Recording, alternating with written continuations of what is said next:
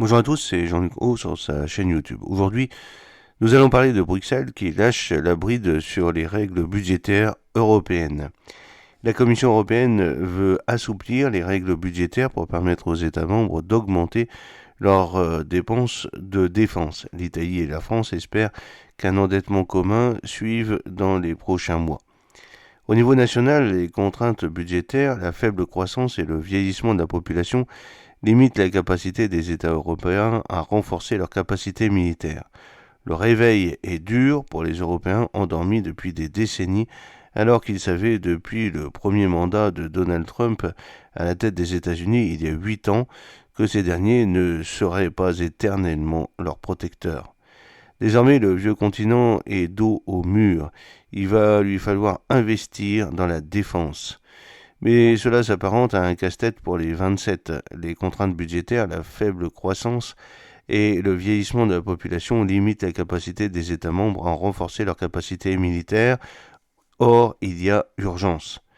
C'est pourquoi la présidente de la Commission européenne, Ursula von der Leyen, a annoncé ce vendredi à la conférence de Munich sur la sécurité son intention d'assouplir les règles budgétaires de l'Union européenne en faisant plus entrer les dépenses en matière de défense dans le calcul du déficit public des États membres.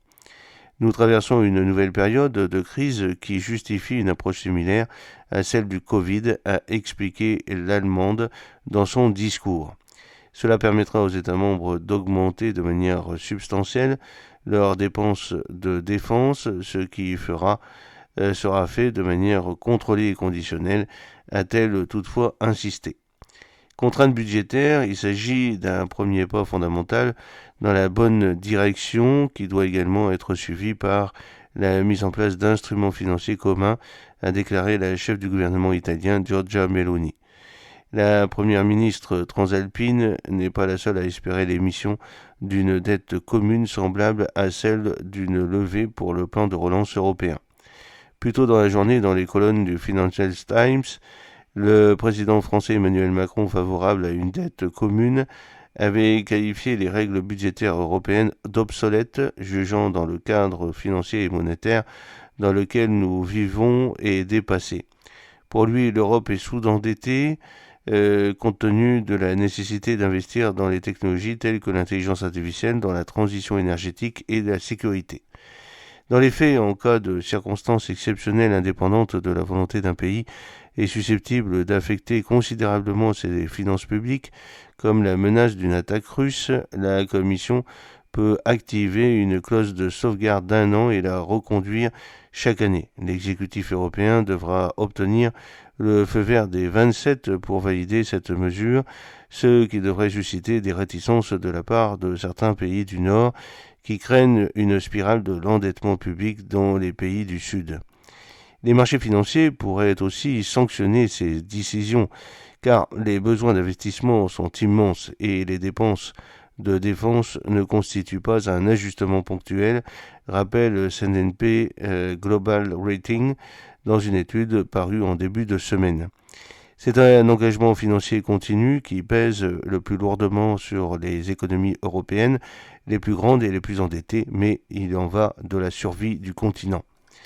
Aujourd'hui, les membres européens de l'Organisation du traité de l'Atlantique Nord, l'OTAN, ne dépensent que 1,9% de leur PIB dans la défense. 3 ans après le début de la guerre menée par la Russie en Ukraine, les budgets européens se situent encore en dessous de la recommandation de l'OTAN d'investir 2% de leur richesse produite chaque année dans l'armée.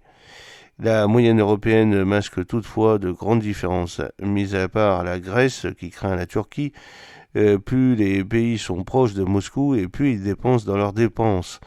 Selon les économistes de S&P Global Rating, la Pologne et les 3 pays baltes et la Finlande sont ainsi ceux qui investissent le plus. Mais il y a un problème. L'augmentation des dépenses militaires ne stimulera probablement pas la croissance économique, soulignent les acteurs de l'étude, mettant en avant le fait qu'une hausse des budgets européens de défense ne fait que nourrir les importations. En effet, les 3/4 des achats européens de défense sont importés principalement des États-Unis. Or, le but des Européens n'est pas seulement d'enrichir l'oncle Sam. Il faut donc renforcer l'industrie de défense, hein, mon souhait. Nous devons également développer une base européenne de défense industrielle et technologique pleinement intégrée qui se base sur les industries de défense existantes, et par exemple avec la France. Cela va bien au-delà d'un simple débat sur les chiffres de défense.